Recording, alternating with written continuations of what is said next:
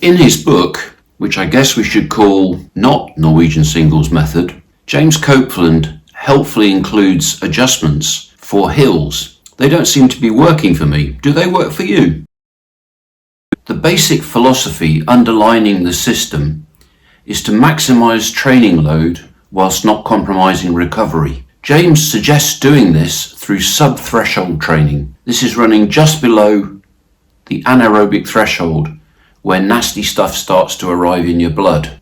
Norwegian athletes pioneered frequent lactate testing during training to stay just below this level, hence the name. Most of us don't have access to lactate meters, or particularly look forward to stabbing ourselves multiple times per session. So we are very grateful to James for doing extensive testing on himself to provide target paces which align to sub-threshold lactate concentration. He details these extensively in chapter 2 of his book. The paces in the book work brilliantly on flat terrain, and indeed James strongly suggests all the sub-threshold interval sessions be performed on flat ground. But that's not always possible, so he helpfully provides suggested adjustment factors for hills. Here's the table for an uphill segment. I've highlighted the 15-second adjustment for a 10 meters per kilometer hill at around 5 minutes per kilometer pace. There are companion tables for downhill and out and back segments. Where I live, there isn't much that's flat. I thought the route I run my short intervals on was pretty flat until I looked at the elevation profile. It turns out it descends 5 meters from bottom left to top right. That's about 10 meters per kilometre. I run my 3-minute interval sessions up and down that road. The book says I should add 15 seconds for the up and take off 10 seconds on the downs, and that's where the problems start. Here is a typical 10x3 session.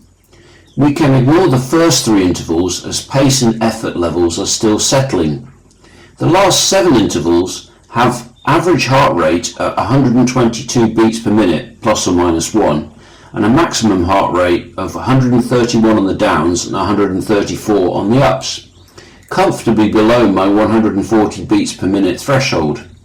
I would suggest that means the effort level on those 7 intervals is very similar. It certainly felt that way. So you might expect that the adjusted paces would be similar. In the first column, you will see the actual average pace measured on my Garmin, and then the adjusted pace by adding 15 seconds on the uphills and subtracting 10 seconds on the downhills.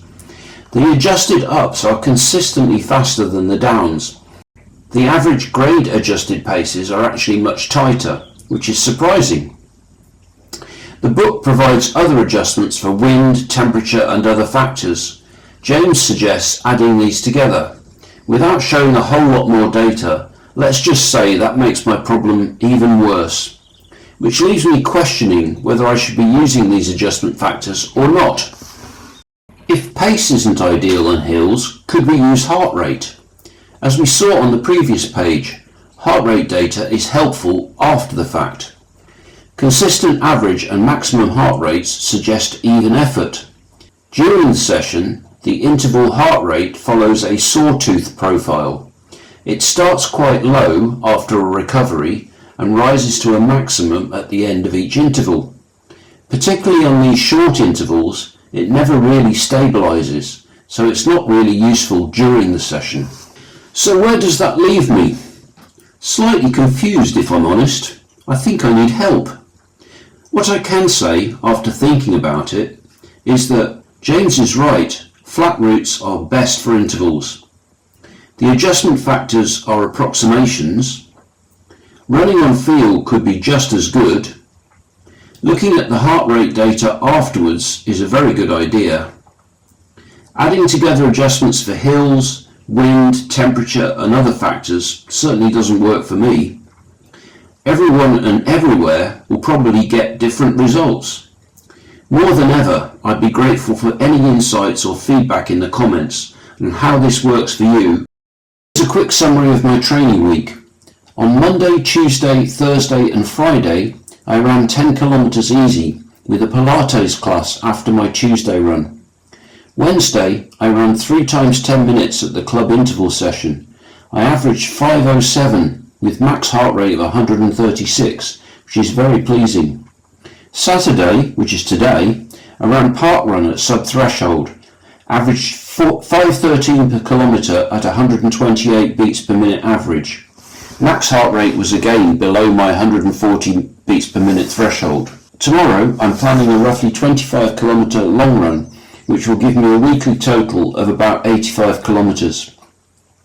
It's not exactly how James prescribes in his book. I've dropped an interval session and swapped one for the sub-T park run. It feels like it's working for me at the moment. Thanks for watching. I'll put a couple of links on screen to other content you might like, and I'll see you on the next one.